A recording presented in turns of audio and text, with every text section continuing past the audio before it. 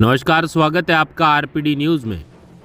14 साल धुर विरोधी रहे पूर्व मंत्री महेंद्रजीत सिंह मालवीय और भाजपा के 2 बार बागीदौरा से प्रत्याशी रहे खेमराज ग्रासिया का बुधवार को नाहरपुरा में मिलन हुआ है। दोनों नेताओं को मिलने के लिए बाकायदा भाजपा की ओर से मिलन समारोह का आयोजन किया गया।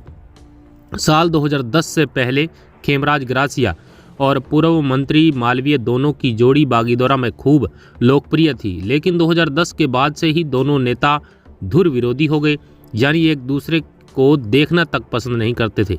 जिसके बाद 2012 में ग्रासिया ने भाजपा का दामन थाम लिया और बागीदौरा से 2013 और 2018 में मालवीय के खिलाफ विधानसभा चुनाव लड़े। ग्रासिया ने दोनों ही चुनावों में मालवीय को भी कड़ी टक्कर दी। दोनों ही एक दूसरे के खिलाफ जमकर बयानबाजी भी किसी से छिपी नहीं है, लेकिन जब दोस्ती थी तब ग्रासिया की पत्नी को आनंदपुरी से 2 बार प्रधान बनाने में भी मालवीय की महत्वपूर्ण भूमिका रही थी। लेकिन अब मालवीय के भाजपा में शामिल होने के बाद अब फिर से मालवीय ग्रासिया एक मंच पर दोनों गले मिलते और एक दूसरे की तारीफ करते भी नजर आए। इस दौरान ग्रासिया ने कहा कि लंबे समय से एक दूसरे से पिछड़ गए थे, लेकिन मोदी जी ने हमें फिर से मिला दिया है। वहीं पूर्व मंत्री मालवीय ने कहा कि दोनों मिलकर इस क्षेत्र के विकास के लिए कदम से कदम मिलाकर काम करेंगे।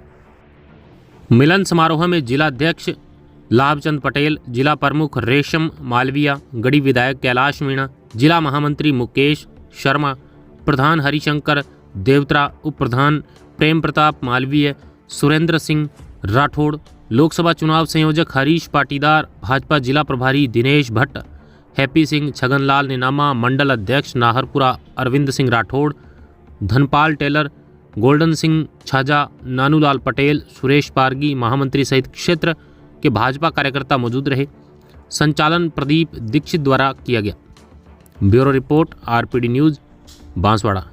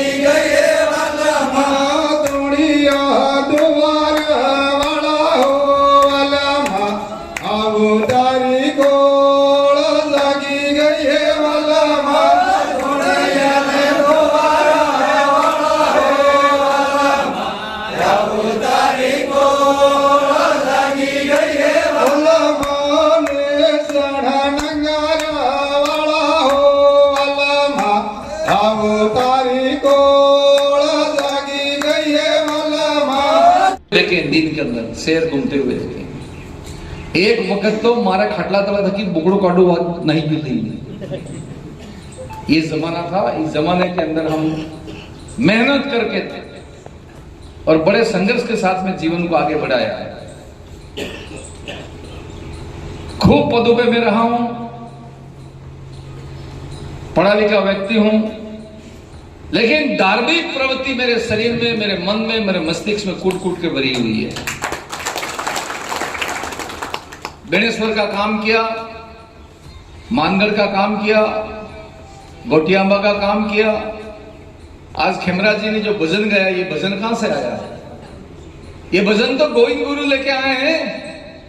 जब हमारे पास में 1 रुपया नहीं था, 1 पैसा नहीं था, पैरों में जूते नहीं थे, तन पे कपड़ा नहीं था, खाने के लिए अनाज नहीं था। 17 नवंबर 1913 में मानगढ़ के ऊपर युद्ध हुआ।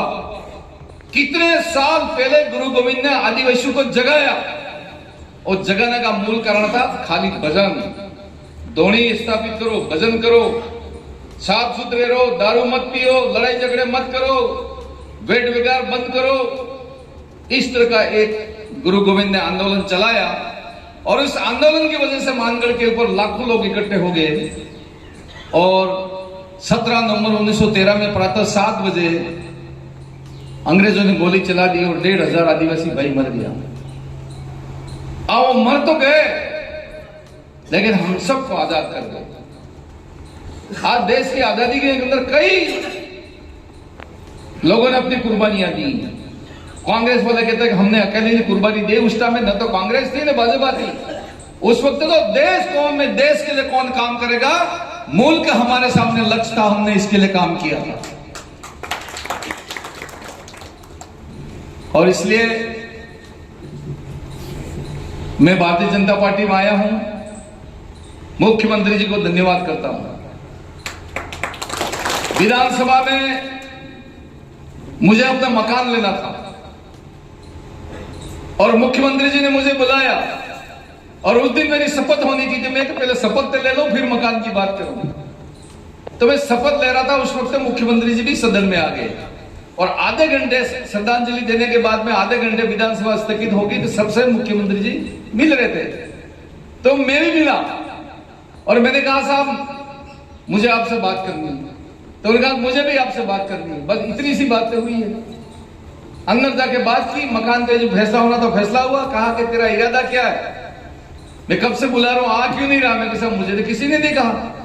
नहीं मैं कब से आपको बुला रहा हूं, आप आ नहीं रहे हो। अपना मन बनाओ। और आप तो भारतीय जनता पार्टी में पहले रहे हुए हो। मैं साहब रहा तो हूं, मैं 77 से लगाकर 85 तक रहा हूं। और हरदेव जी जोशी मुख्यमंत्री जी बन गए, इसलिए मुझे पकड़ के ले गए। और मुख्यमंत्री के सामने कौन लड़ सकता था, जाना ही था, इसलिए गया।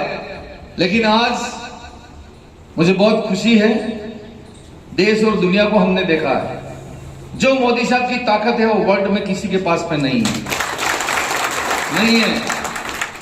कांग्रेस हो, दूसरी पार्टी हो, कहने के लिए कुछ भी तुम कह दो, लेकिन नरेंद्र मोदी जी के मुकाबले में दुनिया में कोई नेता मजबूत नहीं है और नहीं है। राम मंदिर का कितना बड़ा झगड़ा हुआ, किसी को पता तक नहीं लगने दिया। कोर्ट का फैसला हुआ, मंदिर बनाना शुरू किया और आज ऐसा मंदिर बन गया जो दुनिया उसको देख रही है। दुनिया के लोग आके दर्शन कर रहे हैं भगवान राम के। और पूरा देश 22 तारीख के दिन कांग्रेस के कई मेरे भाई थे, पता नहीं इनकी बुद्धि मारी गई थी, वो कहने लगे कि हमको रामलीला के दर्शन करने नहीं जाना चाहिए।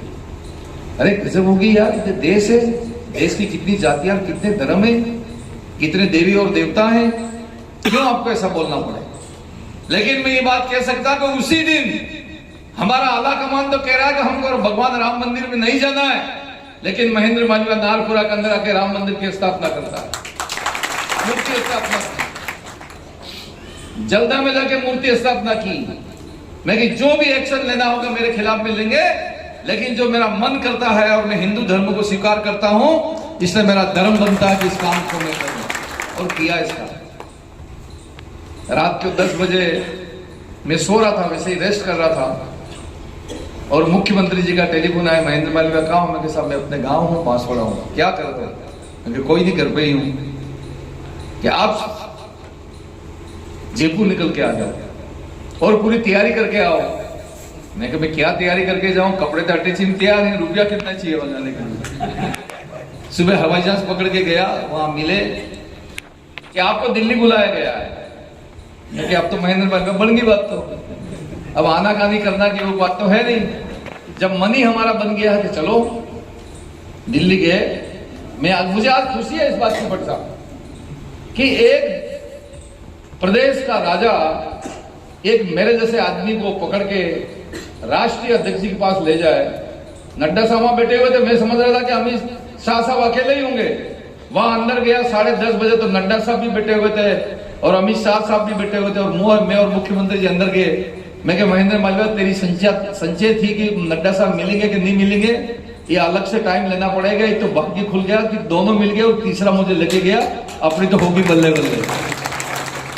शकल सूरज देखिए, कहा मैं तेरे को जानता हूं महेंद्र में। ठीक है सब, कुछ गड़बड़ी मैं भी करता रहता था गुजरात और मध्य प्रदेश में। कहा कि कल से जाओ और काम पे लगो, कल से जाओ काम पे लगो और बाकी सब हम पे छोड़ दो।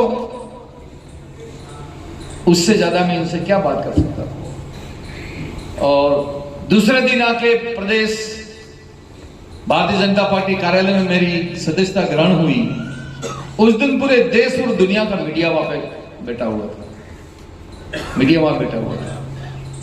और वापस में एमएलए से त्याग पत्र दिया, तो वार्ड मेंबर को त्याग पत्र नहीं आ देता, नहीं एमएलए का त्याग पत्र देना 42,000 वोटों से जीता हुआ कलेजा चाहिए बहुत मोटा।